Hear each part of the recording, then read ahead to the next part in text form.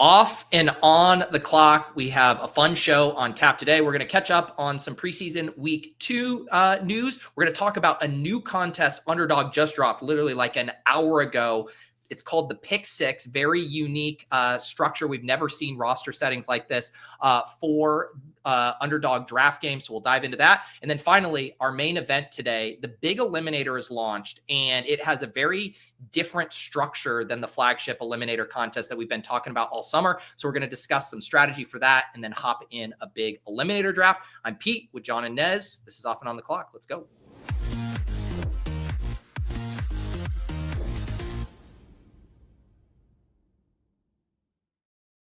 All right, fellas, Jon and Nez back for Off and On the Clock. We only have a couple more of these until we switch to our in-season schedule. We're also going to have a very big announcement and fun show literally a week from today here that we are very excited to share with you guys. But with all that said, how are you guys doing? I'm doing well. I forgot to tell you guys, so I'm wearing this White Marlin shirt. This is the White Marlin Open. I forgot to tell you guys like a story from my vacation from a few weeks ago whenever I was in Ocean City. They have this White Marlin Open tournament, and first prize wins like $4 million for catching a white marlin. It's nuts. And it's like this big like hangout. People just like go in this like big like lawn area up in the bay where there's a bunch of yachts and fishing boats that pull up, and they hook the fish on a scale and they weigh it. And you can catch like yellowfin, all types of fish. And they have like consolation prizes if you like bring in like a sick like blue tail or yellowtail. But the kicker here is Michael Jordan enters it every single year. So he pulled up with his boat called Catch 23, by the way. Sick name. Sick name. That has like the name to end all boat names. It's got like it used to have like the elephant print of his shoe, like you like on like the Jordan 3 on the bottom. So sick. Yeah. And his boat's $20 million. And he comes into old Ocean City, Maryland every year for the White Marlin Open I don't even think it's about the money. I think it's just like the competition. You know, he just like wants to kick these locals' asses in a fishing competition. But I totally forgot to tell you that because I got this sick shirt. Yeah. So how close were you to Michael Jordan? Like were you watching? When we got there on the last day because the weather's kind of shitty. We got there the last day and saw him. Like I was like 50 yards, you know. That's cool though. But like, yeah, no, dude, it was awesome. It was awesome. It's just like so cool. Like Michael Jordan should not know Ocean City, Maryland, and he's there every summer. That's sweet, man. That's super cool, dude. That guy's so into like outdoor sports, golf, and NASCAR too. Like he's got NASCAR team and stuff like that. That's pretty cool. I didn't know you could get big money like that. Like $4 million up top. Like that's nothing to mess around about. That's very cool. The only way that I was just wondering, like, did they advertise that like Jordan's going to be a part of it? I feel like that'd be such a huge thing, or do they let him keep a low profile? No, it's not like come see Michael Jordan at the White Marlin Open. Like, no, these people are just like, no, they're just there to like drink, hang out, and have fun, and then hopefully see a white marlin get hooked on a scale. That's pretty cool, That's man. Incredible, dude. The only way that could be better if his boat was named Catch 45. It's got to be 23. It's so much closer to the 22. You know. I'm being facetious, but like the 45 is one of those jerseys that I just need to get now, and like that was like a mental reminder there because that's one I want to have in the closet. Got it. That's incredible. Sorry. There you go. Next year, you got to get in there in that competition, Nez, so you can go. Once I take down BBM, I can get myself a humble little boat and go head to head with MJ in the White Marlin Open. Ooh, a little Grady White. There you go. All right. Preseason week 2. I mean, we obviously have the Bill storyline, the biggest storyline in fantasy sports right now. We can obviously get your guys' takes on that, but also any other additional preseason week 2 news that piqued your guys' interest. It's kind of like the last week for things being really interesting, right? Because we're going to have so many starters and guys resting in week 3 and week 4. But what caught your guys' eye? I mean, I'm kind of sad about this Anthony Richardson situation this morning. Yeah. That one's got the bags feeling not so hot. I mean, yeah, the thesis of the play was maybe he's not going to start the whole season, but I was hoping he'd get more than the other guy gets the longest leash in the world treatment. So that one has me a little bummed out right now. I think the biggest takeaway so far is maybe it's a Bill conversation, maybe it's a Ollie Gordon conversation, maybe it's a Todd Brooks conversation. It's just the back end of draft boards right now are littered with running backs that we are going to be low owned in the contest and could potentially have some form of contingent value or newfound value. And it's kind of like this double bubble of what do we do with this right now? Is it real or are we just jamming zeros like Audric Estime last year? So yeah, I think it's really interesting to parse through that. Yeah, I think for me, man, I'll dip my toes into the overreaction waters here for my take, and that's the Brock Bowers stuff. It's preseason. I really don't want to like care too much about that, but I think the point with the Brock Bowers stuff with Michael Mayer like out snapping him in the preseason, who really cares? At the end of the day, though, Michael Mayer, really good prospect, pretty decent draft capital, new coaching staff that wants to run the ball. Who do you think they would rather have out there blocking for Ashton Genty with a not really good O-line if they're out there trying to run the football? They don't even want to risk Brock blocking probably. It's probably going to be Michael Mayer out here doing a lot of blocking. I'm not saying that it's all FUD sound the alarms. I think I say all that to say is that like Brock Bowers cannot take a hit to his projection and stay in the second round. He just can't. He has to do what he did last year, which was like unbelievable, and like improve on that to be worth his pick. So all I'm saying is that right now I think Bowers is like it's a tough sell on Underdog right now.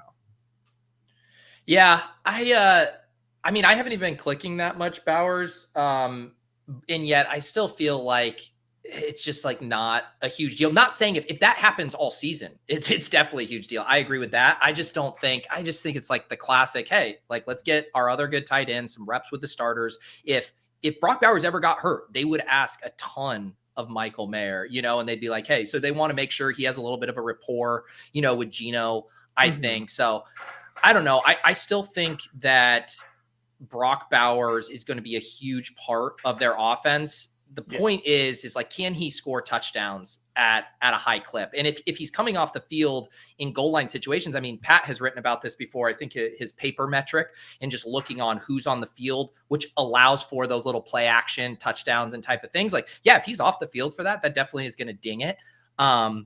But yeah, I mean, almost kind of dovetailing this to John's point, like I have been doing so many elite quarterback and elite tight end builds right now because this deep zero RB stuff seems really, really viable with, like John said, it's like the last 5 rounds, I just want to go running back.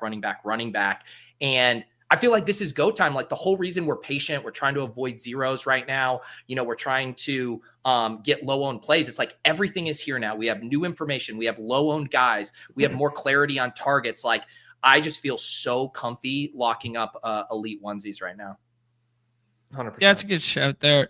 I got to ask you guys though, is it a bit of a fool's errand? Like where we look at running backs are always going to play and perform better than any auxiliary player in preseason because they're playing with like contingent cast, which is lower, whether it be offensive line, whether it be pass catching weapons, whatever. So like the running backs do always tend to be like the quote unquote poppers this time of year. We haven't had any like major injuries at the position that have really flipped things. The biggest thing we've had is this B-Rob trade rumor thing, but like, is it a bit of a fool's errand where like we're feeling all warm and fuzzy about this, but these players don't matter at all? Or is this good process? No, I don't think it's about the results on the field. It's just like knowing who is the most optimal click when doing zero RB. Like I don't care about preseason box scores. It's way more like who's the guy. And we kind of have way more information on who the guys are behind the starters right now. Or at least we can feel more confident about it. Sure, yeah. And my favorite thing to exploit right now, and I was talking about this a little bit on Best Ball Breakfast, is we have some of these situations where we found the guy who we've been drafting all summer isn't that far ahead of the guy right behind him.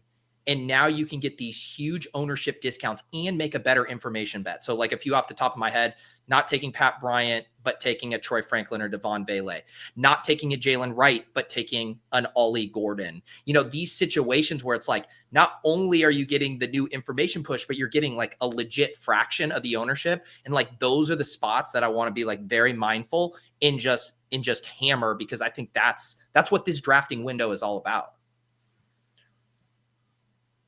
I've tried to think of some other good ones of guys I'm going out of my way. Some of them are just catching up on guys. Like I wasn't taking a lot of Isaac Tesla. I'm starting to mix in a decent amount of him. Do you guys have anyone like on your short list? Another good example, right, would be Trey Harris versus Keandre Lambert-Smith, where it's like both those guys, how they're being used seem very similar upside bets.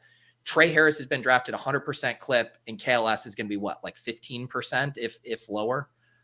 Yeah, I prefer KLS there for sure. Yeah. I think he's very draftable in that regard. Another one, put on a homer hat here for a moment. With the Steelers, I think Calvin Austin was getting drafted. Like, at least like if you were looking for a Steelers wide receiver too, it was Calvin Austin. From my vantage point, from what I'm reading, and from a little bit of flash in preseason, Roman Wilson, like far and away the wide receiver too.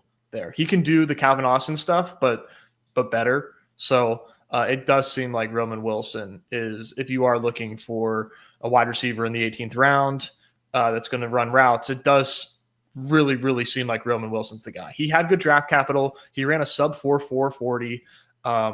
And Aaron Rodgers, like, this is probably bad, but do you guys think it's good that Aaron Rodgers has said, like, more than once, I'm hard on Roman Wilson. He's hard on himself. I'm hard on him because he's like a really good talent and we want to coach him up because he is that good of a player? Or is that like mega bearish? I think it's bullish. Yeah, Rodgers has always been one of those guys that picked his guys too, right? Like he always was like, oh yeah, Randall Cobb, oh yeah, Alan Lazard. Like he always had like someone. So if he goes, yeah, I'm being hard on this guy because I think he can be good, I don't think that can be a bearish sign. I hope not. I think what I'd like to imagine that every time he looks at Roman Wilson, he just pictures it's Randall Cobb, and he's just, as long as he can just trick himself into that charade, he will be in his happy place. Yeah. Someone in the chat mentioned Jalen McMillan. I did just see that news right before we went live. Sounds really bad with that kind of neck injury. They're thinking he might be out until after their bye, which I believe would put him, until like week 9. Full steam ahead for Igbukah. Nothing slowing that down. Anything else though that you like? Yeah. Does it make you want to swing back to a little more Godwin? Not that like McMillan was going to affect Godwin, but like, what are you doing with that one? I mean, at least he's not on IR or on POP, right? Like, so there's that. But yeah, I guess it's noteworthy that they made the move for McMillan before they made the move for regular season for Godwin there. So I don't know. Yeah. Can you mix in a cheeky scroll EF down, wake up pissed off Trey Palmer in the last round there? I don't know. Makes my go ahead. Yeah. I was going to say, like, I don't think it's Trey Palmer. And if it wasn't Trey Palmer, you want to go with the vet, it would be Sterling Shepard, who's still there. But my antenna is up big time toward the rookie Tez Johnson. Dude, they talk about Tez Johnson a ton. Like way more buzz than you would normally see from a late round rookie in a wide receiver room. Like for a moment there, they were talking about him way more, like in a way more excited tone than Igbukah. So I'm like, if Godwin does miss the first 4 games of the season, I'm going to be tempted to take like a share or two or Tez Johnson because they love him. And then Cade Otton, I think it gets a pretty big boost too here. That's a suck out for me because I had way too much Cade Otton by accident because I was jamming that Miami and Bucks game and it was just like the lazy backstack tight end every time. Talked about it on the Solver series when I was looking at it and I was like, ooh, that's a mistake right there. Like 23% Cade Otton. Oh. Yeah, I remember even at the beginning of like rookie mini camps, like they were mentioning like Tez Johnson alongside Igbukah. They like kept mentioning those guys together. Obviously very different draft capital. But yeah, I feel like he could be, you're hoping for a little more than this, but he could be the Bucks, Kevontae Turpin is kind of what you're hoping for there, or their Calvin Austin type, where it's just like he gets loose for a couple 80-yard touchdowns, and if he gives you like 2 weeks of 15 plus points at an 18th round price tag, like he'll pay off his cost pretty easily. I like that shout. And another classic example, Jalen McMillan drafted 100% of the summer. Tej Johnson going to be a sub 10% guy there as well. Any other ones here before we talk about this new contest on Underdog? What'd you guys think about Tinsley last night? Like, any concern for Yoshivas or like some contingent upside? We talk about the contingent upside of like, T. Higgins if anything happened to Chase. We talk about the Yoshivas and Gesicki contingent. Like, what about this Tinsley guy? You're gonna have to I don't know who this is. You're educating me. He scored twice last night. He looked sick with it. The broadcast was going on and on about it. He had like 2 catches. I don't even know who he plays for or what position he is. Bengals wide receiver. That was the contingent narrative. Yeah. I mean, it's going to be tough. There's such a condensed offense, but who was it last year? Or maybe it was even, who's the little, like, was it Irwin? Trenton Irwin would have some big games. Like, we've seen guys cycle through here on the Bengals, occasionally that second tight end, your Drew Sample pops up. So maybe I honestly had never even heard him buzzed about anywhere until you mentioned him. So I will pay attention. I'm now woke to Tinsley here. I do want to just pull up this comment here. Tate says drafting best ball teams before mid to late August is officially the dumbest waste of money of all time. So I disagree in that the proposition of drafting early versus late has always been the same. We talk about this with anything with a time box contest. We talk about this with the dailies. In season, there are advantages to drafting early and there are advantages to drafting late. I've looked at some of my teams. I pulled a Liam Murphy and looked at some of my teams from May. Some of them are absolute dog shit. Some of them are fucking super teams. I have the cleanest team ever. I drafted with Sean on Best Ball Breakfast that has, Omarion Hampton, Trevion Henderson, Dylan Sampson, J.K. Dobbins, all at their extremely old prices. Nobody hurt, whatever. It's a fucking wagon. Like, that's why you draft early, so you can get a few of those teams. You are going to, have to crack a few eggs to make that omelet. And now we get the information advantage, but you're going to pay a 9th round price tag for JCM. There's a ton of teams that have Bill in the 18th round that are going to enjoy those shares late. So it's the same old. There's advantages to both. One is not inherently better than the other. And I've always said you play to your strengths. Like, if your strength is interpreting all this information, then capitalizing, great. If you can kind of see where the wind is blowing and you know which guys are going to kind of move up and down, then draft early. I don't know. That's my soapbox rant. No. It's a really good rant because we talk about this all the time with the daily stuff where it's like, ADP values shift dramatically throughout the day. ADP values sometimes shift dramatically throughout this elongated draft window, right? Like, it's just one slate, and sometimes draft early good, sometimes draft early shit, sometimes draft late good, sometimes draft late shit. Like, it's just like, that's the nature of like the context of any given year. Like, if you go back 2-3 years ago when you had the J.K. Dobbins, preseason injury, and then Gus Edwards gets steamed up the boards and stuff, like, people had more zeros in their lineups because they were drawing dead from the jump from a guy who gets hurt in like the 3rd round. That hasn't happened this year. So that's making drafting early look better, but that's not to say something like that can't happen in here. I also, Pete, I just brought one up there, not to derail, but like, people are like, hey man, like, oh, I can't, the inverse is being said as well, where it's like, that was the comment in the chat there. The inverse is true here, where other people are saying, man, can't draft BBM, never going to get those values anymore or whatever. I drafted this 4 minutes before the show started here, and I get HN at 22 and Chase Brown at 27 in a BBM. What happened to Chase Brown? He's been going mid-second in every single draft. Tosh Brooks looked good, bro. Didn't you watch the tape? Wow. Yeah, and I was drafting right beside Liam. Liam cooked up a nice one too. But like, you get Braylon Allen at his old price tag before the rise here.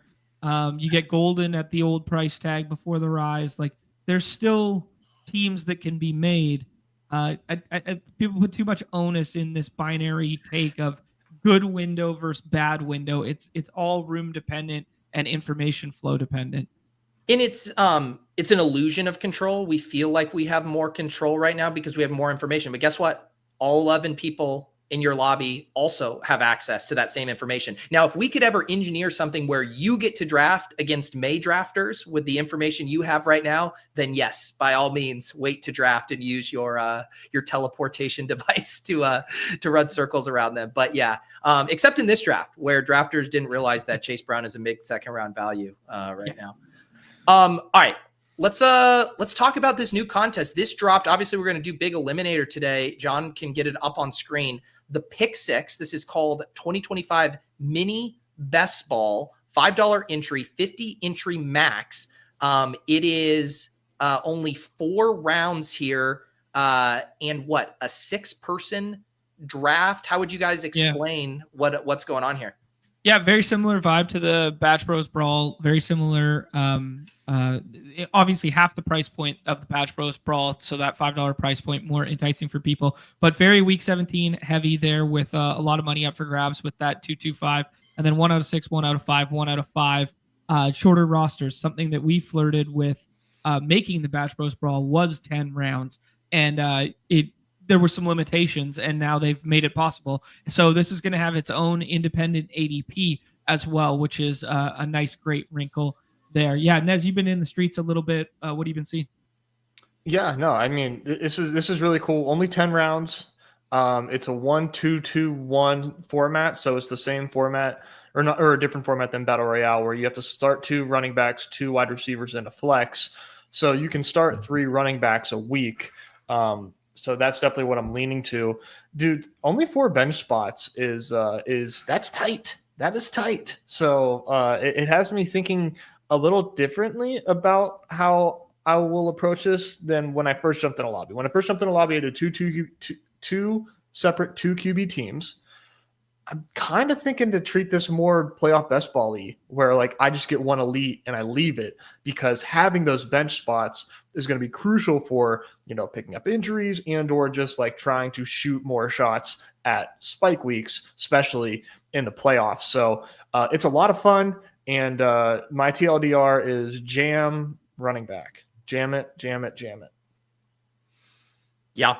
Yeah. Which, to me, that was my read on it too, of playing it more skinny at quarterback. I think what you're adding, because you're going to be getting a good quarterback anyways, what you're adding with that QB2 there is very little functionally to the rest of the starting lineup size.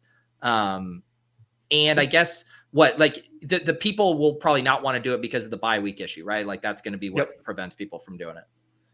Yeah.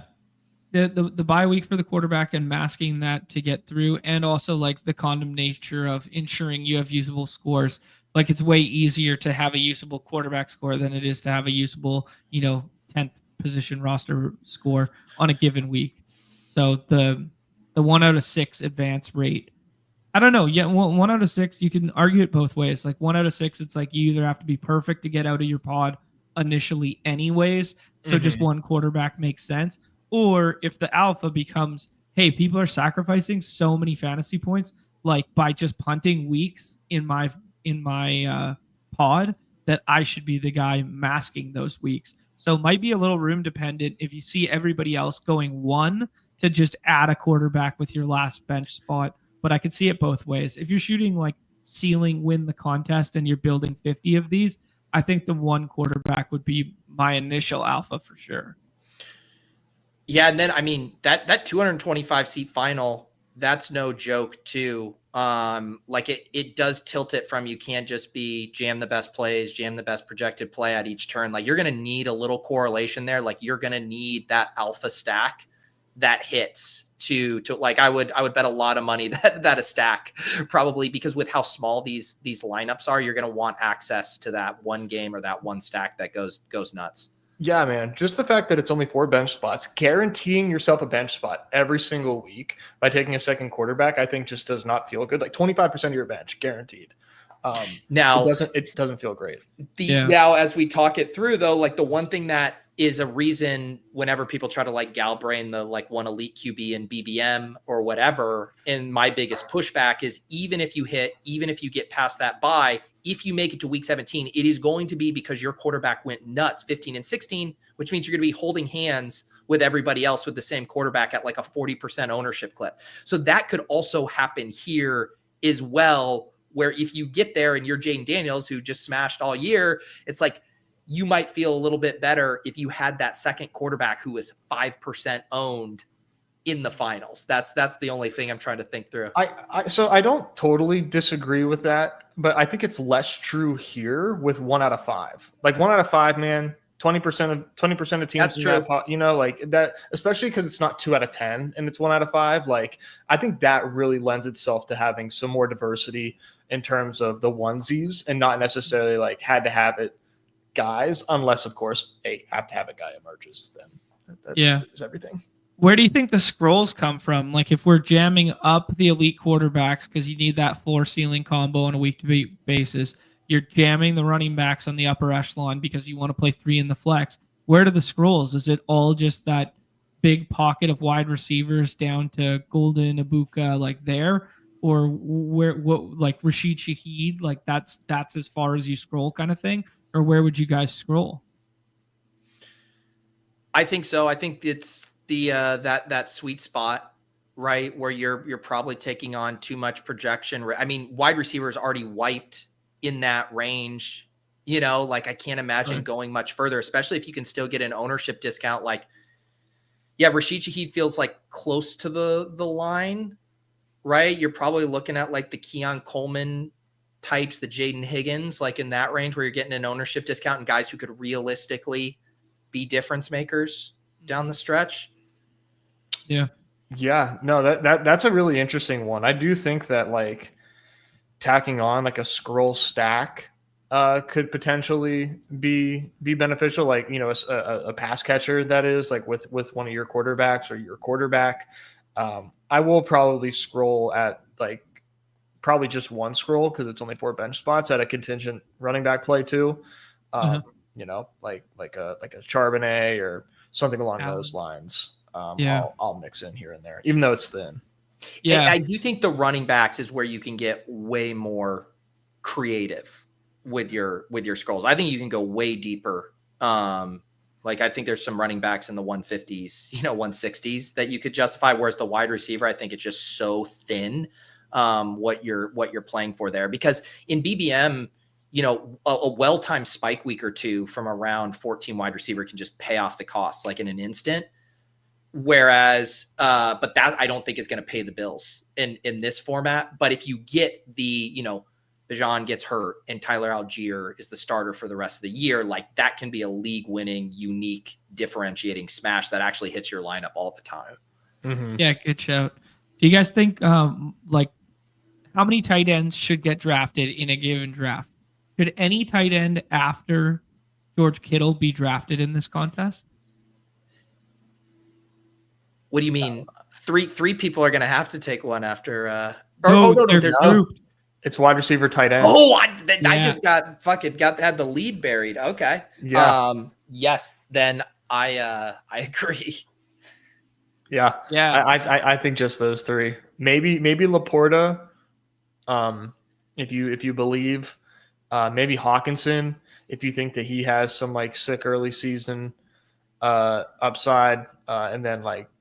But like it seems like so thin. We're drafting the top 60 players. Kittle's ahead of McBride right now for some reason. That's weird. Show me where Hawk and Laporta are relative to the wide receivers. Like I want to see like what ownership range and what names we're comparing here.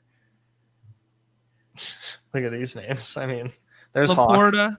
Hawk. Laporta doesn't have an ADP yet, and he's around Jaden Reed, Jordan Addison, Juwan Jennings, Matthew Golden, and Hawks right beside him, beside Ricky Pearsall. Like I think you would take Pearsall every single time. You would take Golden every single time, right? So because this just launched, these guys don't have an ADP. So we're going to say these guys are going to be on the fringe. We'd maybe ballpark their ownership down here in the like 30 to 40% range with these guys. I might even go lower. Lower? What would you go, Nez? Yeah. Way it's lower. Yeah. Mm-hmm. Yeah. I'd say like 10%. So that swings it back a little bit for me. But if, like you said, if all things are equal, and you can get Ricky Pearsall or Golden or Jaden Reed at the same ownership percentage, then like it's a no-brainer. Right. If I do think like if it was closer, right, where you were like debating, like if those guys were 60, 70%, and then you're like, give me Hawk or Laporta at like 10 or 20, then it might swing back to that. So it'll be interesting to see where the ADP settles once we get a few drafts under here. Yeah, absolutely. You guys want to attempt to draft here? Yeah, I think we got to rip one here. You want me to lead the charge?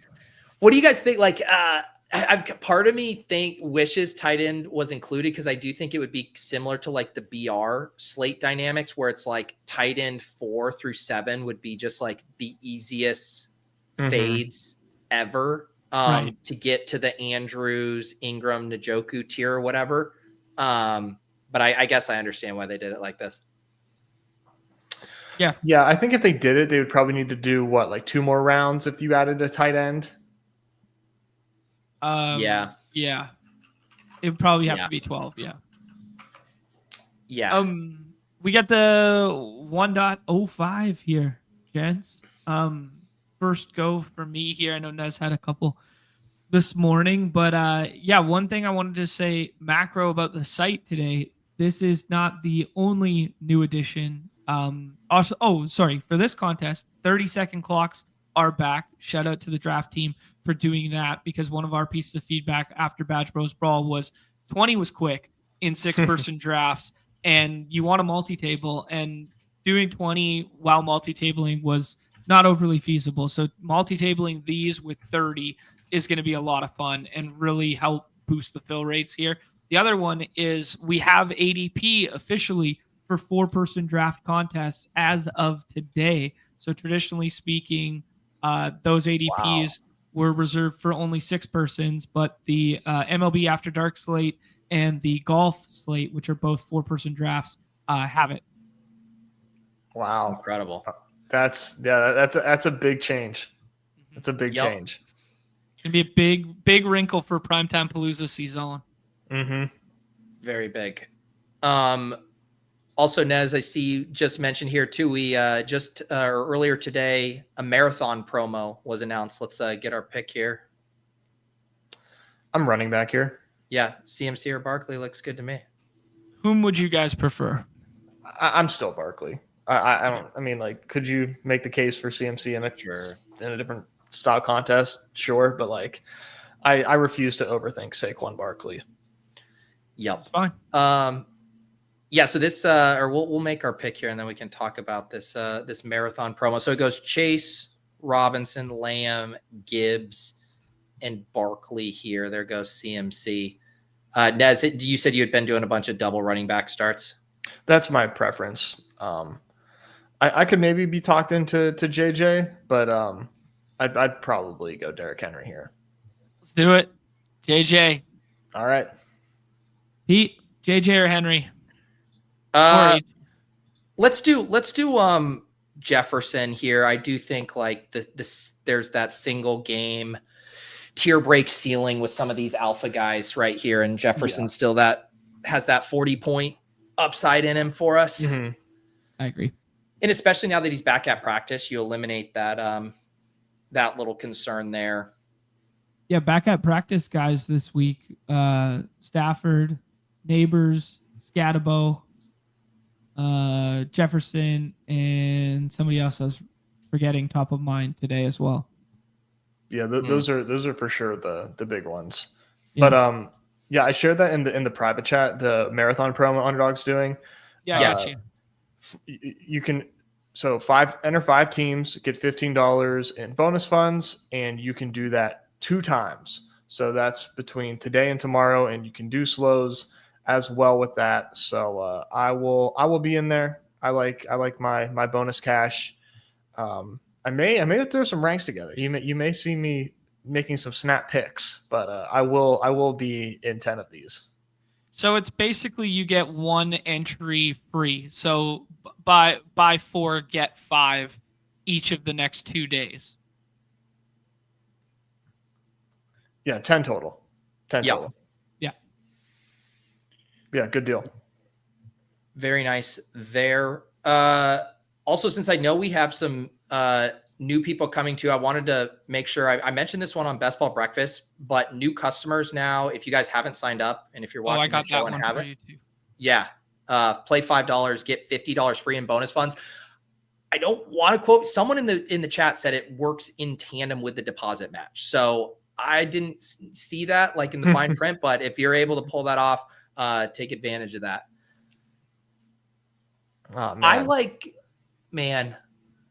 I love the idea of getting Lamar or Daniels. I do think that's a pretty big cutoff. Like 5'6" quarterback in this contest feel very bad. Like I don't want to get shut out of one of those. Yeah, I'm cool with Lamar. Yeah. Let's do this then. Okay. Because we can push. Because you can Lamar push it because he's not going to take both. Yeah. And if he takes none, you get Lamar back. If not, you just take Daniels or Hurts. Who do you guys prefer, Daniels or Hurts? I'm Daniels of those two, Daniels. especially on a Barkley team. Yeah, Barkley team. John, you're still neighbors over Amon-Ra, even though he has a third injury this offseason? I think he did so. practice. He is back at practice. Back at practice, baby. With a shoulder, a toe, and a back. Fuck yeah, I got all those body parts too, bro. All right. I get it. You're not wrong, Nez. I probably. How do you guys fine tuning the quarterback strategy for this? What do you guys think about this? If it's your number one goal is to get one of the top 4 quarterbacks and play it as just a 1 QB build. If you do not get one of those top 4, you scroll and avoid Burrow, Mahomes, and then maybe consider taking 2, where you do like Fields and May, you do Kyler and Jordan Love. And again, I don't even necessarily, maybe we could even get back to just 1 there, but I do think like scrolling past that 5-6 is the equivalent of scrolling past the Laporta Hawk tier if there were six tight ends. Yeah, I would agree for sure. I would make it if we did do a second QB, I would for sure scroll for it. The 101 most overutilized thing in this contest is going to be Burrow to Chase, Burrow to Higgins, right? Yeah, but is it good? Probably. It's probably fine. Yeah, it's definitely fine. Well, here's the other thing though.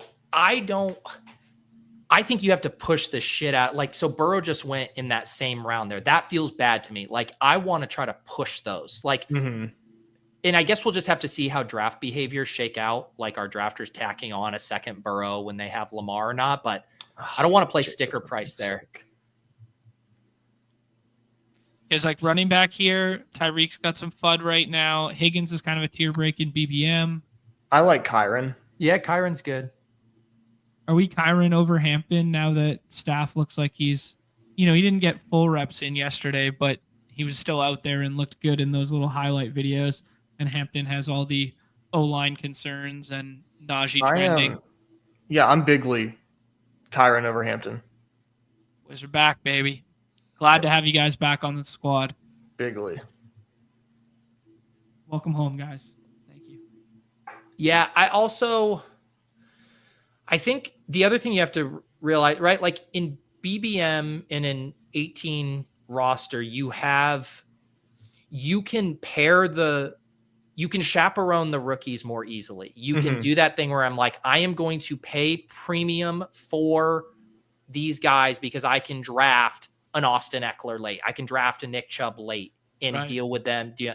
But in this contest, you don't have that luxury. So I think it does make the rookies slightly tougher bets. I do love T. Higgins. What do you think? Yeah, Higgins looks good. Higgins does feel like a big pass catching. I mean, maybe Evans falls up to that tier or slides up to that tier eventually. But yeah, we've seen 4. What's that? 4 running backs you've been taking on most of these thus far? Yeah. So we said we would like to scroll at QB for our last QB here, or are we just going to rock a 1 QB build with Daniels? Yeah, we'll rock one with the top 4 and a week 12 bye. Okay, so then it would be 4 or 5 at running back and receiver. So I would probably lean 5 for running back because you start the same amount. But we'll see who's there. Like it doesn't. I don't think we have to force a 5th if the better projecting player is a receiver, which we are like rapidly approaching. After the Cook tier, it gets pretty wishy-washy. Yeah. That's peak contingent scroll territory. Would you want to make the entire bench out of contingency plays? I mean, I don't know. Not all of it, that's for sure. Yeah. But like the last 2 for sure.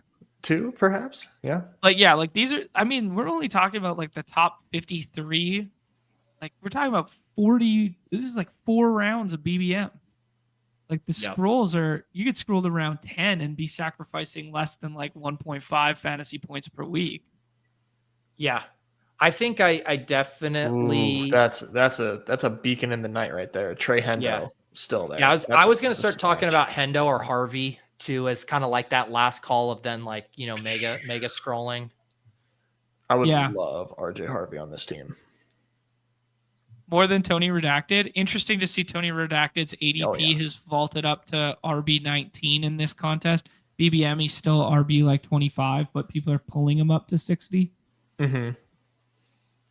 Yeah, I wonder if they did some sort of like math from the Badge Bros Brawl to this or something to get these ADPs. I'm not sure, but yeah, no, I would definitely prefer Harvey to Tony Pollard on this team. Oh, for sure. Yeah. I don't think that one's close, but I thought you asked me that. I thought you literally just asked me that. No, I was just noting that it's interesting that it's considerably higher in this contest, kind of like forecasting for market move in BBM. Got it. Yeah, there's no reason to take a tight end not named Bowers or McBride.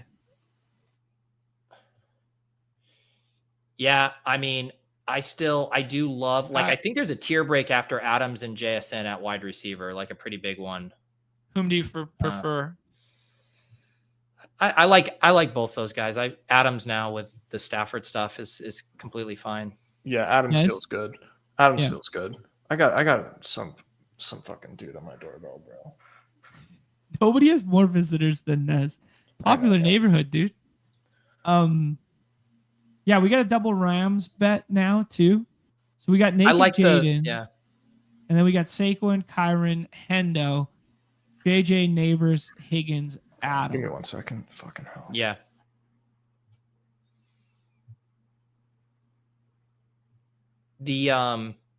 So Kittle, who did Kittle go right? He went right before we took Adams. And that's where I do think it's like the positional advantage in BBM, like I think you can justify it, but when all things are equal, I just can't take Kittle over JSN and Adams. I just don't know how. I can't even take him over JMO for like the one isolated ceiling shot in the finals. Yeah. This is this is scroll down territory. I will say, like, I do love the, like, if someone can break fantasy from this range, it's definitely Harvey. Okay. But other than that, I'm like down to scroll. Re-spooked. Long time. Listen. The other break fantasy guy down here that's gonna get a little bit of an ownership discount is Hunter. Yeah. I mean, like, he's not gonna get drafted 100%, and like I think. Yeah, I'm JMO here. Yeah, I would maybe go Tetaroya, but just because I feel like you can kind of middle the faster start and getting some monster upside, but the single game upside is pretty huge. Yeah. All right, let's go single game upside. This is going to leave us with a 4 running back build. Are we going to scroll for that 4th running back? I think so. Yeah, let's see what we got. Okay. Easy's pushing us to a Debo scroll, which is pretty fun with all this running back uncertainty. And we talked about how valuable the stack would be in the week 17. Now that's an inspired scroll. I'm surprised he's not drafted yet, and I'm like fully serious. Yeah, I mean, it's interesting. I think the Debo scroll would be fun, especially on Jaden teams, but I do think we need running back on the. I don't think you want to go to battle with 3. Do you know what my thing would be? We do the same thing we did with Kyron and Adams, and we do Aaron Jones and Jefferson. Like Aaron Jones strikes me as that kind of like sweet spot as far as a scroll. Yeah, you don't gotta convince me to take Aaron Jones. You've got plenty. Right. Yeah, it's like he's far enough, but he's not like an insane only contingent play. Yeah, I like this a lot. Fun one there. And then no overlapping buys outside of Rams and Detroit. I think that's actually a huge thing in this contest, and something we didn't really talk about off the jump is because with so many fewer roster spots there, the buys can cannibalize you way harder than in an elongated roster format. Yeah, I think you're right. I mean, I hate sweating bye weeks, but at least toward the last 2 rounds, if you're in a pickle, you should probably be thinking about it. Yeah. Sure. Good squad, guys. 1, 4, 5. First of the pick 6 there. Jaden Daniels, Saquon Barkley, Kyron Williams, and no Aaron Jones, who doesn't even have an ADP yet. Justin Jefferson, Malik Neighbors, T. Higgins, Devontae Adams, Jameson Williams. Hard to create an ugly team in this contest. Yeah, I think I liked Easy's idea of going Debo over JMO there, just because you're getting the stack and the correlation there with Jaden. But I like the team there. Yeah, agreed. All right, sweet. Let's hop in a big eliminator, and I feel like we can kind of talk through strategy as we go. Do you want me to do this on mine? Yeah, sure. It doesn't matter at all. Yeah, go for it. Yeah, you kind of got more of the big eliminator alpha knowledge right now, so you at the helm is going to be better than me. Well, yeah. So my guy Chris, who shared a bunch of sim research that I used to make the initial Deposit Kingdom video. He did a rerun with kind of his same stuff there for the big eliminator. And so we'll talk about the structure here and stuff as we go. But here's the thing. So it's the $100, but this is completely different than the main eliminator, which was 6 of 12 week 1, and then 15 straight weeks of head-to-head matchups followed by a 3-person week 17 finale. This is the same structure as last year's big eliminator, which is more almost like guillotine style, where it's 10 of 12 advance, 8 of 10, 8 of 10, 6 of 8, 6 of 8. So 4 of 6, and then 2 of 4 in week 7, which is when the payouts start as well. And so it's a really different contest in a lot of ways, but the biggest being the variance is completely smoothed out with these bigger pods. You know, the head-to-head stuff introduces a ton of randomness. And then on top of it, it's like more of a floor game than it is like a median game, in that like you're just trying not to be in the bottom, 20th, 25th percentile of these weekly pods. Looks like we still need 6 more here if you guys want to join us in the big elim. But the really interesting thing, you look at these percentages for the advancement: 10 of 12, 8 of 10, 8 of 10, 6 of 8, 6 of 8, 4 of 6. And then boom, in week 7, we hit 2 of 4, which is the biggest jump as far as now you're in a 50-50 flip like we were in a lot of those other eliminators. So when Chris ran his stuff, he came to the conclusion week 7 is all that matters, or at least the one that matters the most, which is a pretty interesting wrinkle to think through here.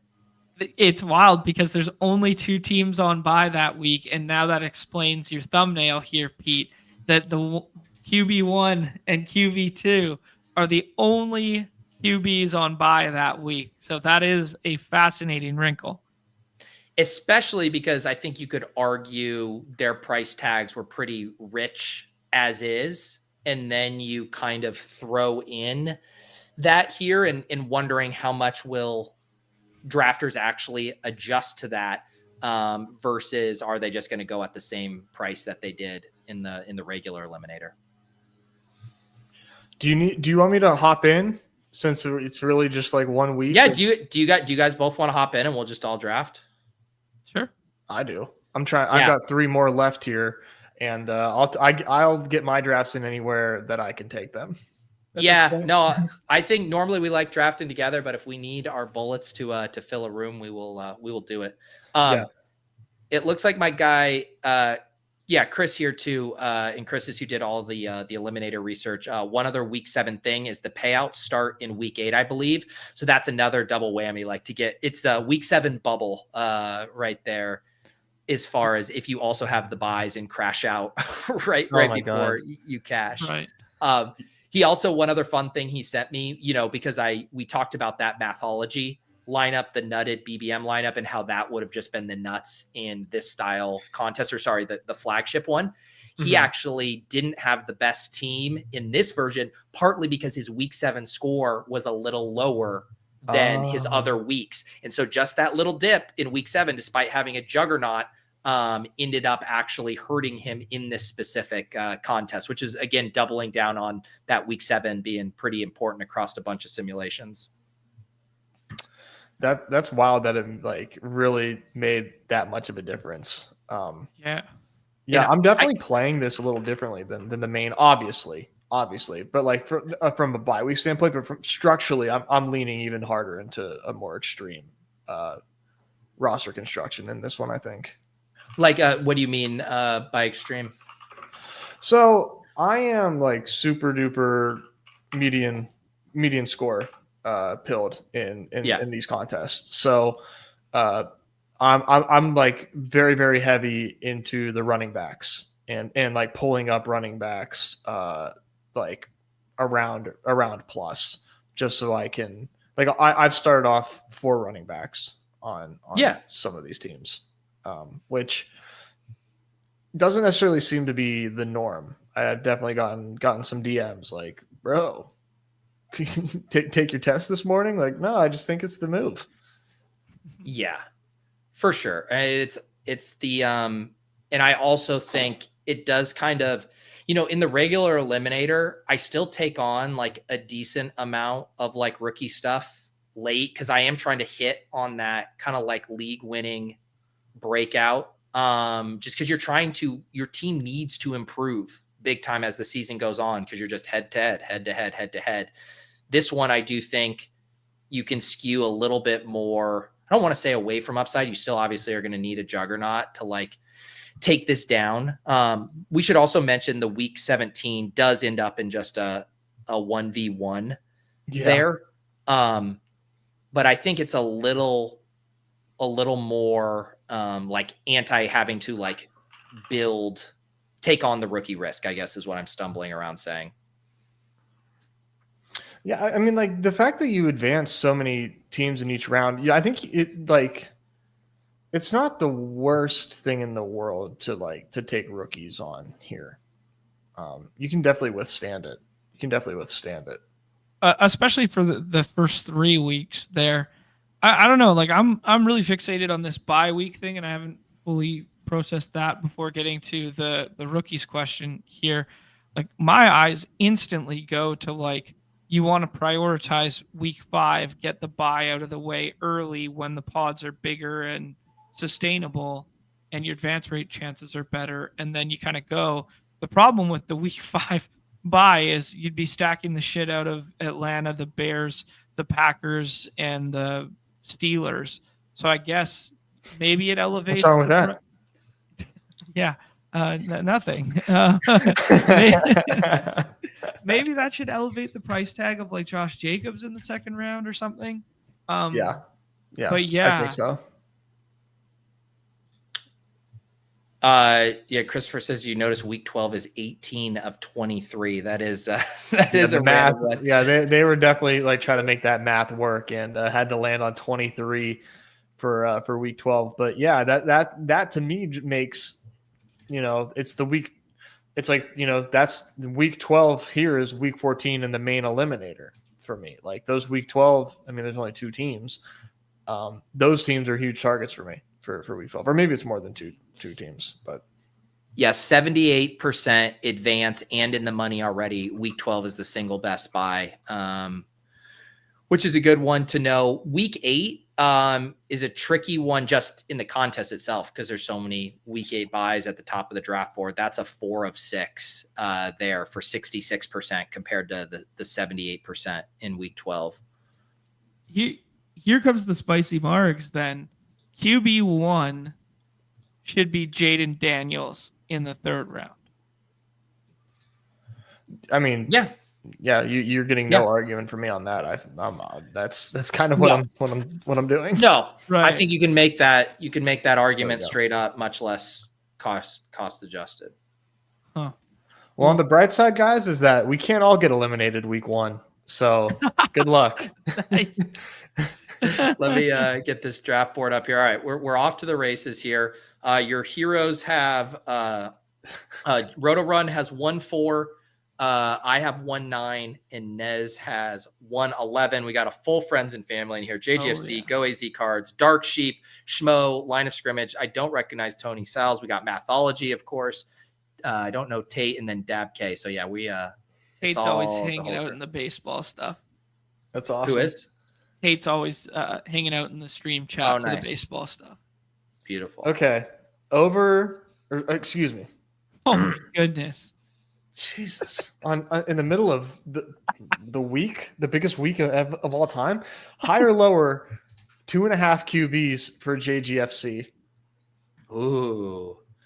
If anyone can fight through the week 7 buy dynamics with a Lamar Josh Allen double tap at the 2-3 turn, it's JGFC. Joe Burrow flex seal.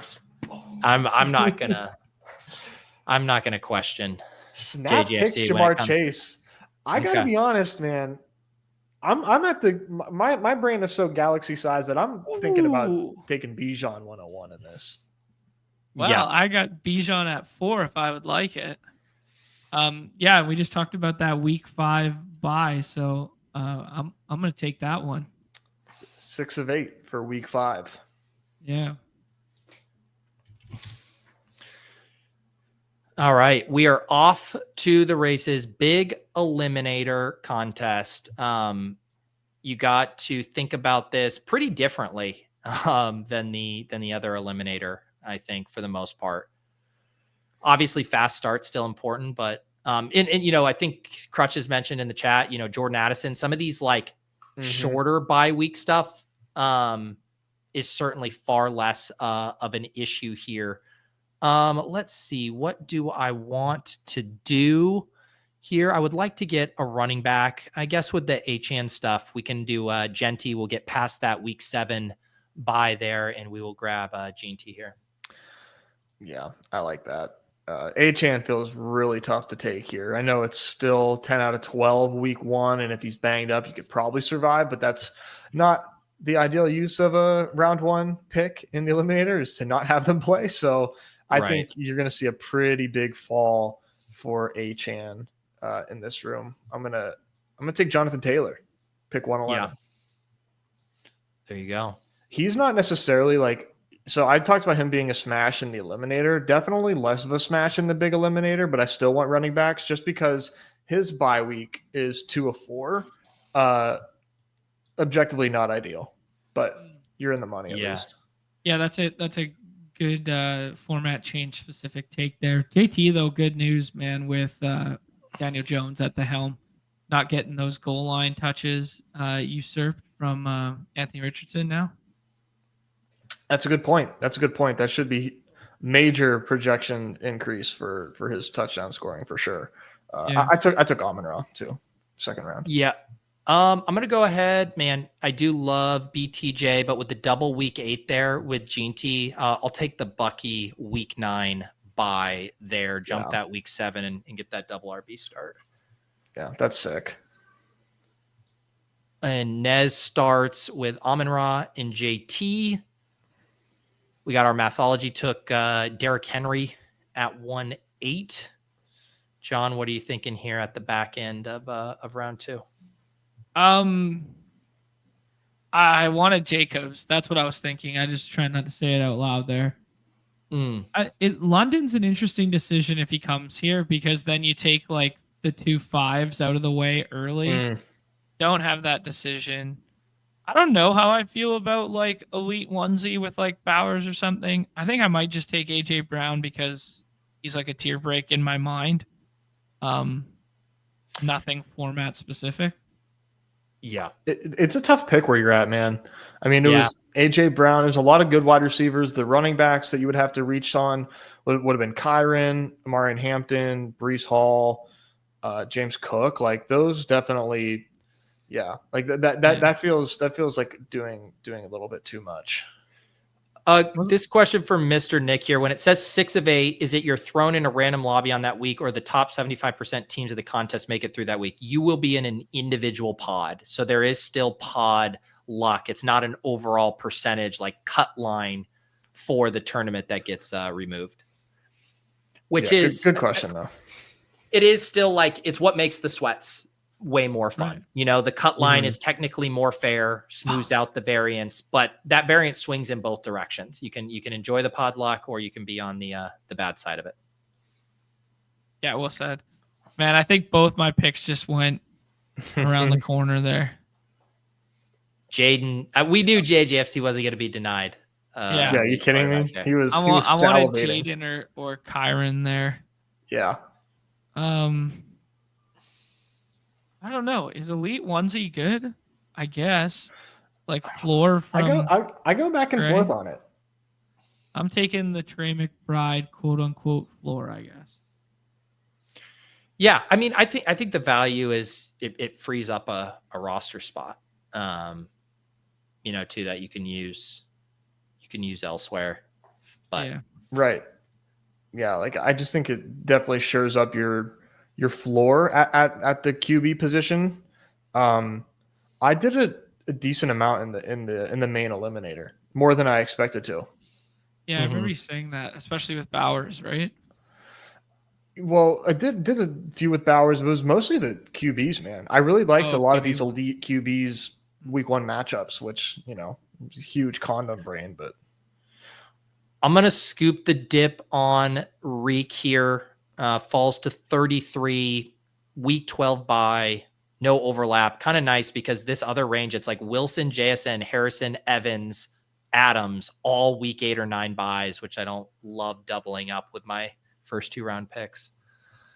Yeah, can't blame you. I'm taking Evans off the news of not that McMillan was going to take a ton of volume away, but when you couple that with the Godwin, you know, lack of news or lack of good news, I think Evans is like a really sick eliminator pick. Yeah. And then ideally going to go running back here, depending on what Dabke does. All right. He goes Ken Walker. This for me, so this could be terrible, but I'm taking Trey Henderson over Chuba in the eliminator. Just feels like his role is going to be solid enough to start, but Chuba's probably the safer bet.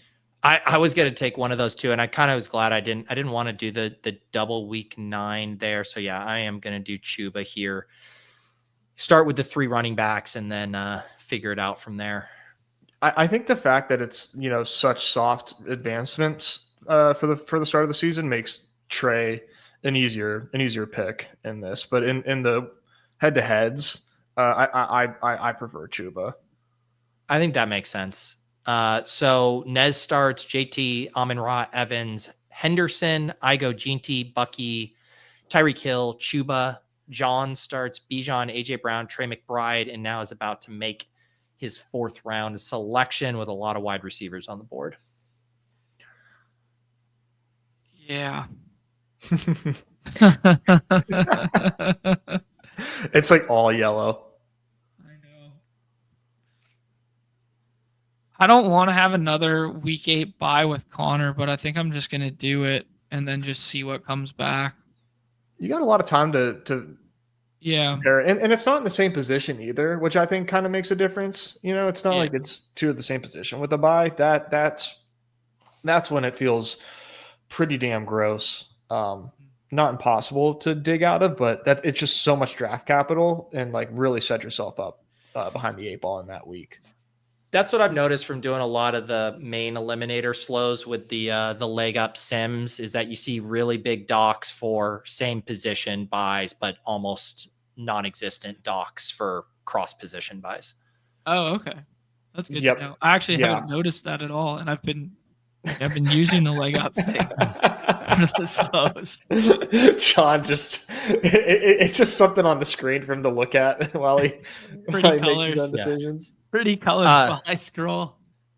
Joshua says, is it possible to have two of your own teams reach the finals in the eliminator on Underdog and win both first and second place prizes? I think technically possible, statistically extremely unlikely, but technically possible. I mean, that would be a hilarious, incredible. Just allow yourself to daydream. Oh, go ahead, Jon. Yeah. I'm going to make the most eliminator ass pick in the history of planet Earth. Oh, here. no. Is this Tony? There's nobody more eliminator ass than a week 10 by Tony Redacted, baby. Dude, I take so much Tony Pollard in the eliminator. I mean, I've just passed in my eliminator slows the Tony Pollard range where I was pulling him up. I have like 30% in the eliminator. Wow. Just such a good pick with Spears banged up to start. He's gonna project like crazy to start the season. Quietest back-to-back 1K rushing season. The quietest? I can name you one quieter. No, quietest with two eyes. Quietest with two functioning eyes. There's just no reason for that. All right. Man, I do love the Terry value here, but double week 12 at wide receiver is not ideal. Let's break ties away from DJ Moore week 5 and let's grab Devontae Smith week 9 here. Didn't love that spot. Tate snap calls DJ Moore there. I mean, holy crap. Is he pushing the plane? He's got the auto. That was quicker than a plane. Trust me. I'm aware of these cadences. That was way quicker than a plane. I'm gonna go Aaron Jones. Did I get it? I did. Yeah. Yeah. What do you guys think about stockpiling week 8 buys? Knowing that 7 is the cutoff line. So you're giving yourself like a high floor, right? So you stockpile week 8. So you're giving yourself a high floor. Then you hit like the bubble and it's like chipping a chair, just fucking push it all in. If you make it through 8, you're like live as fuck the rest of the way. I mean, the problem, like compared to the other eliminator, like when you stack up week 14, like you're pocketing week 10 when you just torch and surrender in week 14. But in this, like you're getting your money back to get to week 7. So I don't know if you want to go out in a blaze of glory after getting your money back. Min cash merchant, baby. Let's see here. I was going to take I think we could do Hunter here. Let the week 8. Don't love that spot. It's a shame that you have Tyreek on the team already. I know Waddle would have been a nice click, but double week 12. Dolphins doesn't feel great there. You get that week 12 bye. There's so much FUD around Hill. Like Waddle feel a little Waddle at his peak. Like peak Waddle, if everything breaks right, could be like poor man's Amon-Ra, where he's like a little bit of a volume sponge in the middle of the field with some breakaway speed. Mm-hmm. Yeah. And kind of like Nez was saying with the rookies, that they're a lot easier to take on in this format, where if you're getting a little bit of production, but it's a little easier to skate by and then have them come on. Mm-hmm. I think I like Igbuka, Golden, Rome more in a vacuum, but I think I'm just going to take the week 14 buy of Diggs. Yeah, I keep flip-flopping on Diggs where like I was excited and now like I'm letting highlights kind of FUD into my brain. And like wondering, okay, like maybe is it actually bad that he's like 30 years old and off an ACL? Probably, but at the end of the day, dude, I think Diggs elite eliminator pick. Like like he hasn't missed a practice. Like I'm not gonna believe my lying eyes, which don't even look that bad. It's just like, he's just not in a football game. So I just don't want to get too excited. But yeah, week 14 buys good no matter what, really. We do got to shout out. You said you could take the 2 QBs out of Big Eliminator strategy, but you can't take the big QBs out of JGFC. Joe Burrow, Jade Daniels. Let's ride. We knew it. I love it, man. He's so true to himself. Love it. Let it go, guys. Golden comes back here with that week 5 bye. I'm good with it. Yeah. Yeah. This Rashi, I wonder where Rashi falls in this room, because I don't know that there's a spot where I'm taking him. I don't know what to do. Because what? Like, his buy realistically hits right in the hardest week, like week 7 is probably when it's like starting to hit. And then you're not going to get him for like all of the ladder pay jumps. Yeah. Like, what's the point? What's the point, really? Oh, all right. I really like picking at the range that Pete and I are in, but I might not like it depending on what everybody does here. Mathology, snap picked who I was going to be excited to take there. I think I might get back to a running back. I think I'll grab Jalen Warren here. So week 5 bye, no double ups, should have a nice kind of high floor. That's what I was hoping would come back to me. I no longer love this range. I think I'm gonna go Pittman. Little bit of boost on the Danny Dimes stuff. Josh Downs is probably gonna be fine, but I would like some confirmation first. Yeah. Another week 11 bye, which isn't great because we talked about that bye, but it is across a different position. But yeah, Warren has been like, as soon as pick 80 hits, I just jam Jalen Warren. Yeah. Is that a format specific because of the bye, Nez, or is that just like in a vacuum? All each eliminator. I go Jalen Warren. All right. Reach, Gear, Downs. Yeah, this sucks right now. I don't want to go another wide receiver yet. I'm gonna go Kelsey. I think Kelsey's like a pretty good eliminator pick. Dude, Tate is just like snap picking here. It's not even the plane. I think I am going to go Reed. Like, Reed kind of fits the criteria of like, I'm really spooked off of him in the main eliminator, right when you hit those 1 or 2s. But I think like similar to if you treat him like Addison, like he's going to be essentially on bye for the first few weeks. I like getting him here at pick 88. So quick recap: Nez, JT, Amon-Ra, Evans, and then 3 straight running backs: Hendo, Aaron Jones. Montgomery comes back, gets Pittman, and his first tight end, Kelsey. I got Gene T, Irving, Tyreek, Chuba, Devontae Smith, Hunter, Jalen Warren, Reed.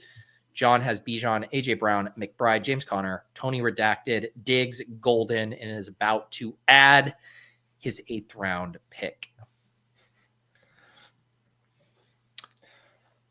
Mr. Nick asking if Judy's moving up for you all in the eliminator with Flacco starting.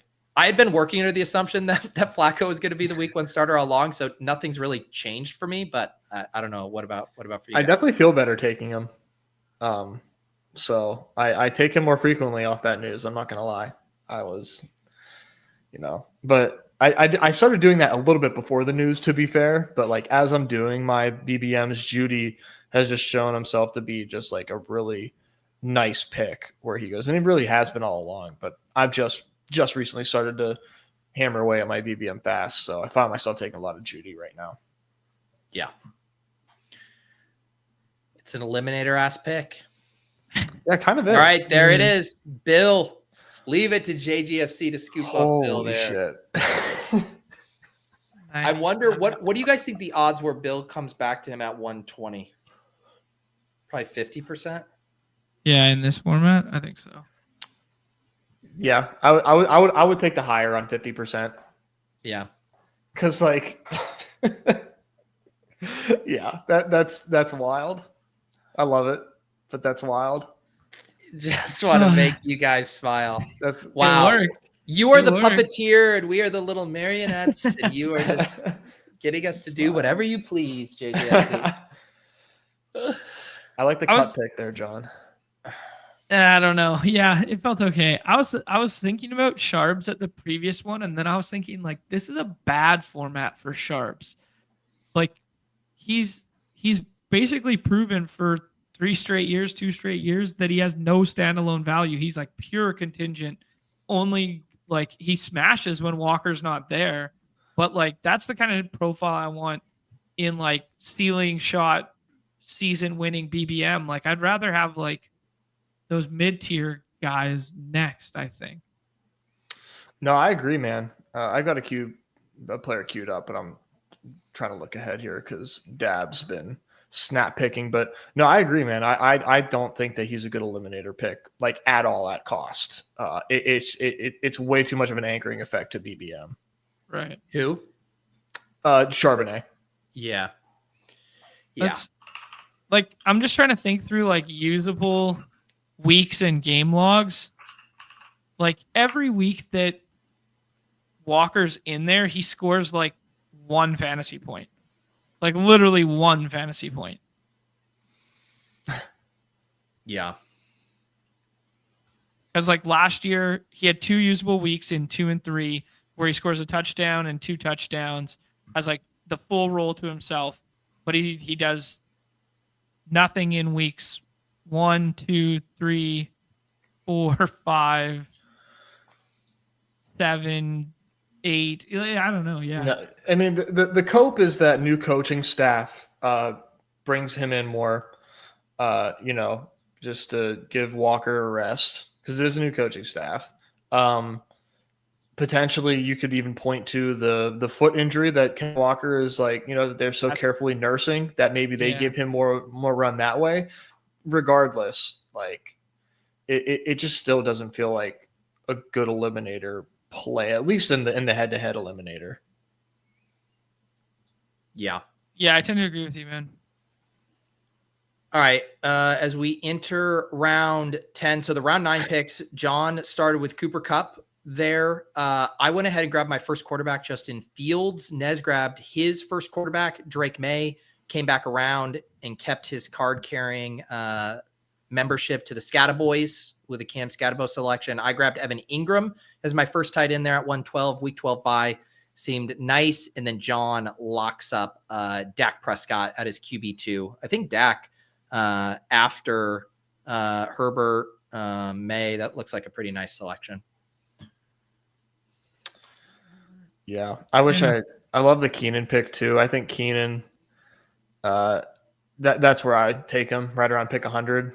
And his ADP is like really high or low. It's 137, but I agree with where Schmo took him. Like I think he's like in that Cooper Kupp, Chris Kirk range. Kirk is like an ADP 118. He goes at pick 99. So a sharp room here. Those are all really good wide receiver targets that I tend to take. So I'm kind of scrambling a little bit here. What do you guys think of Sheep's 0 RB build in this one? He's got Bowers, Mahomes, no running backs through 8 rounds, and then the aforementioned Sharps, Ray Davis, Jaden Blue. I like the idea, like conceptually, especially if he just goes with like 6 or 7 running backs here. It makes a lot of sense. Yeah. I think you probably go like 2. I mean, if I was Sheep, I'd probably do like a 2-8-6-2. You got Bowers and Mahomes. Like you spent good capital on Mahomes. I think you make that a 2 QB team. The concept, I completely understand and think is fun. It's not how I play, but like I get it. Like with these easy advanced weeks, like you can totally set yourself up to smash. Yeah, you backweight the smash job running backs. It makes a lot of sense for sure. I think like from a player archetype and target, I might have chosen some slightly different ones, but I think like from like a theoretical, it makes a lot of sense. Dude, Tate's picks are registering before Pete can even click the goddamn button.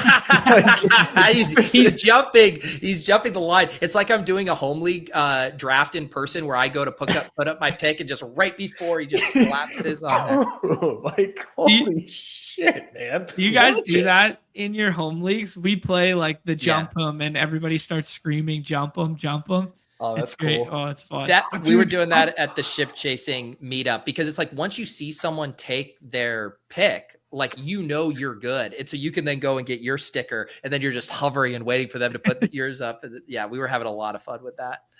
I'm So good. stressed. I didn't think Dab was going to take Eckler like that far ahead of ADP. I was going to take him, but I got 5, so I should probably just chill. But I really like him in this format. All right. Let's go. All right. Let's go McCarthy. I want to watch Tate here. I want to see what is going Wow, on. dude. What is the system? What is happening? That is the most blazing speed for a pick I've ever seen in my goddamn life. And I know I keep saying it, like we're all on this site enough to know like when you push the plane, it's like a 1, 2 pick. This isn't. It's like he's doing a bit. I have never, like, my face is getting melted by every one of these picks. Like, I've never seen the app like actually like moving at the lightest speed when Tate's on the clock. That's so awesome. Tate is here, says, "Hey bro, if you play poker with me, I don't like it when people go in the tank." Whatever you're doing is the opposite of going in the tank. So good. John, do you All play right. poker with Tate? I hope so. Let's watch John and Tate play heads up, and it'll be like in chess, where they're doing the speed chess, and you only have like 2 seconds for every decision. Kick it back and forth. I'm a little bit of a clock bleeder guy. Heads up. I'm not gonna lie. Oh, John.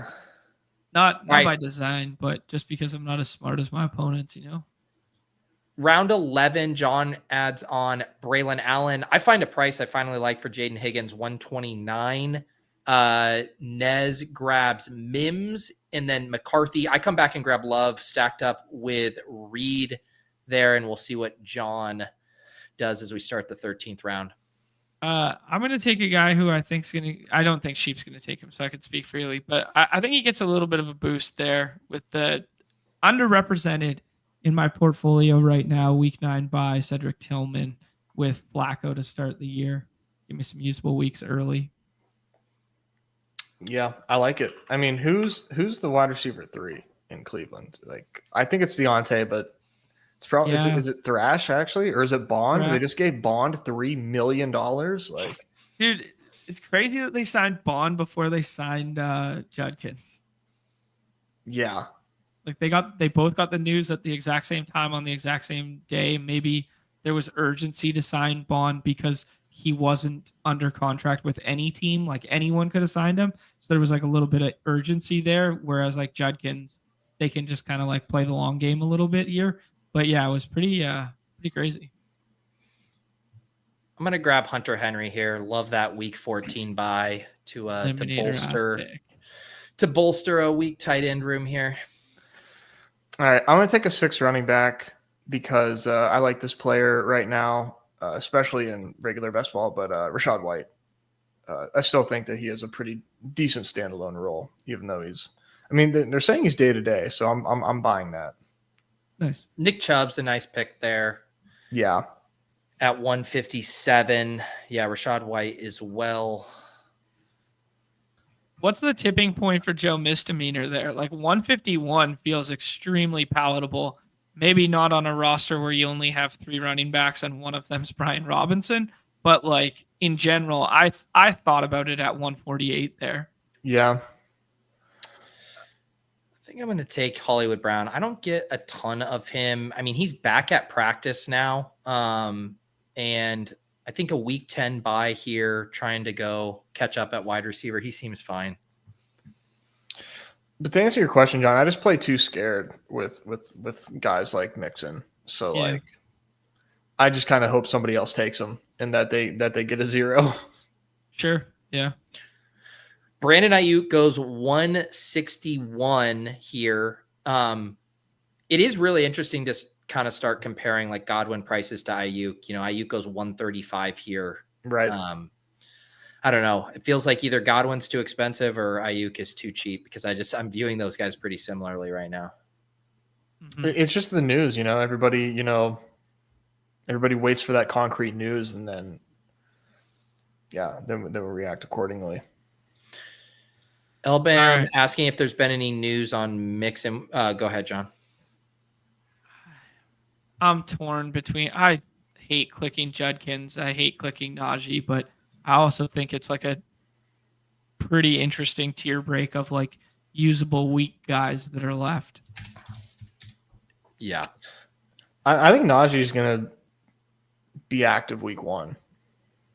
If he is, this is, as you've alluded to, the biggest smash on the board. But even if he only gets like 6 to 8 touches and it is like Hampton's backfield and they really want to give him run because they truly think he's special, like, yeah.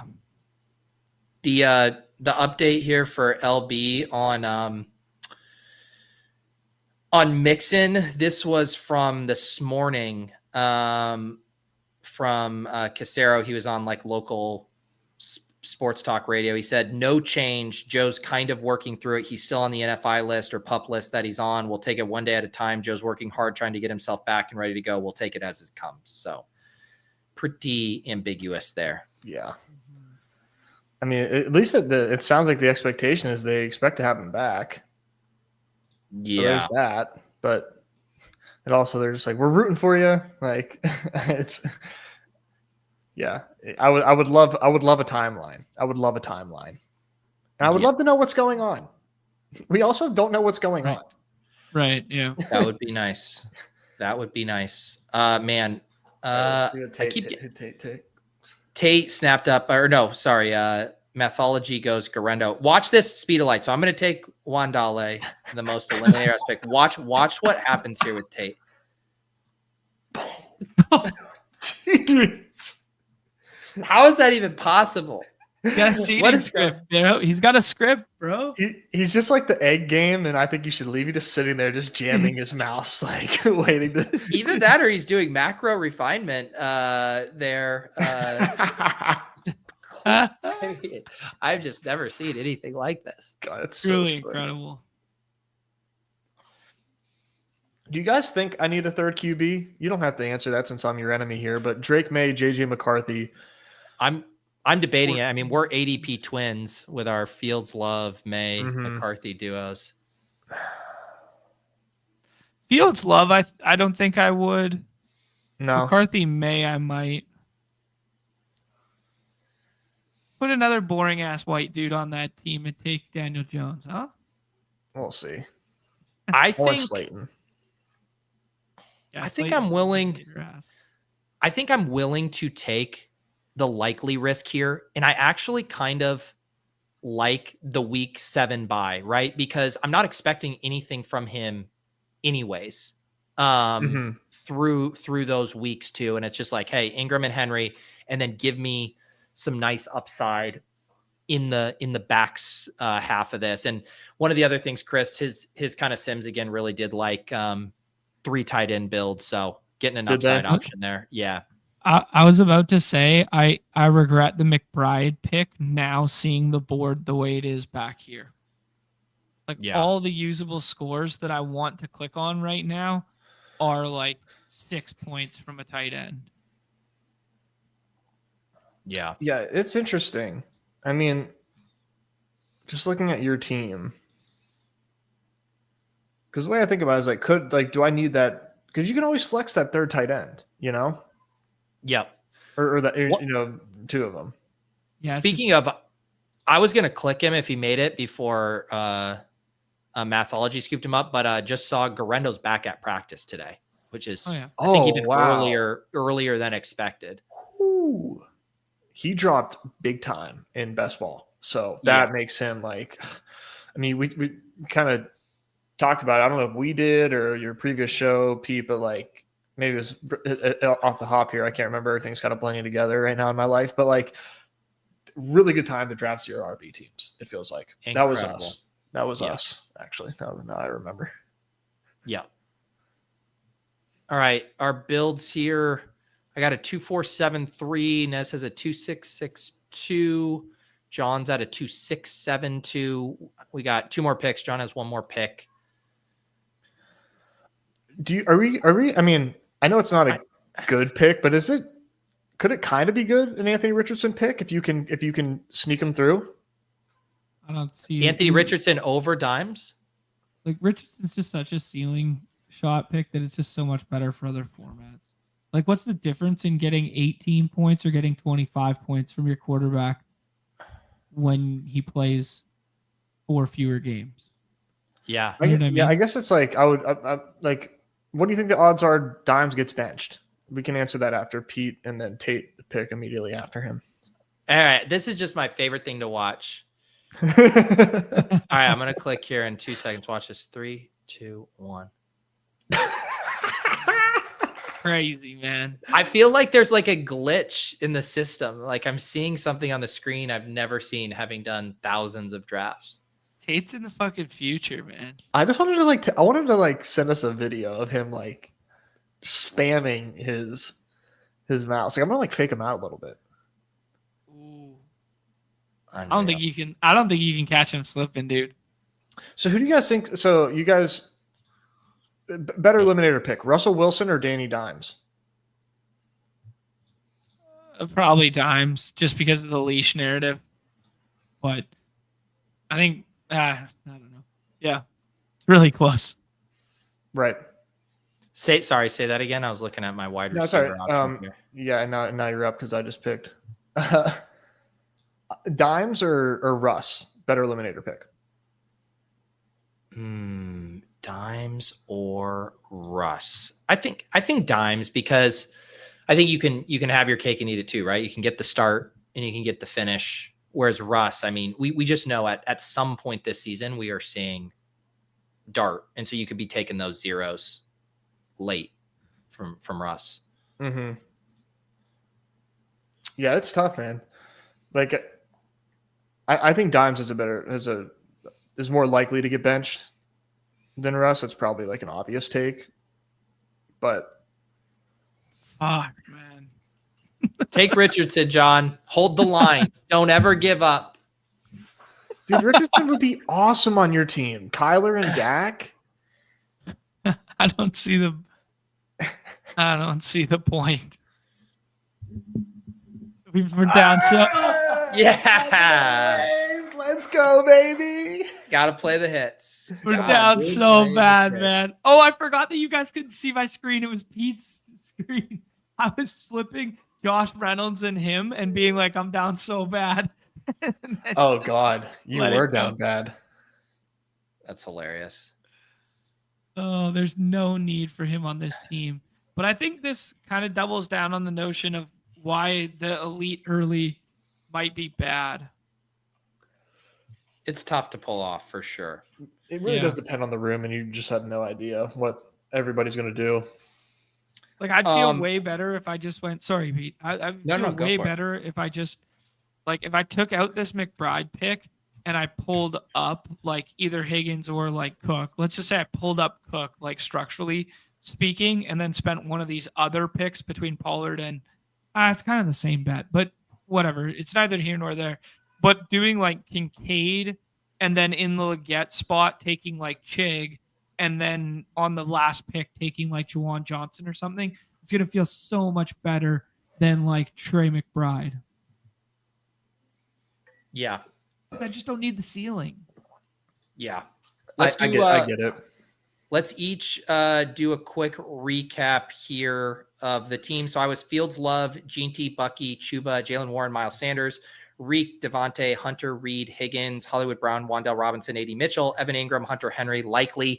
I kind of wish one of my 8th wide receivers was either a 3rd quarterback or a 6th running back. But once those running backs started flying off the shelves, it was kind of just over there. So kind of tried to take best player available. Nez, recap your team here. Yeah, 2, 6, 7, 2, Drake May, J.J. McCarthy at QB. At running back, Jonathan Taylor, Travion Henderson, Aaron Jones, David Montgomery, Cam Scattaboo, and Rashad White. Wide receivers, Amon-Ra St. Brown, Mike Evans, Michael Pittman, Marvin Mims, Adam Thielen, Darius Slayton, and Ray McLeod. Don't sleep on old Ray. And then tight ends, Travis Kelce, Cade Otton, and Theo Johnson. I'm pretty happy with how this team turned out. This is generally how I try to build most of these Eliminator squads. John, let's hear your masterpiece here. Yeah, I don't know. It feels okay now that I'm re-looking at it, but 3-6-7-2. We got Kyler, Dak, and A-Rich in the last round. They're down so bad. Bijan, Connor, Pollard, Allen, Najee, Brooks, AJ Brown, Diggs, Golden Cup, Tillman, Xavier Legette, DeAndre Hopkins, and then Trey McBride and Dalton Kincaid. I think if I had a time machine, I probably don't take Richardson. That was kind of a little too much bid equity there. But time machine, I should rethink elite tight end in this format and probably just spend 3 roster spots at it.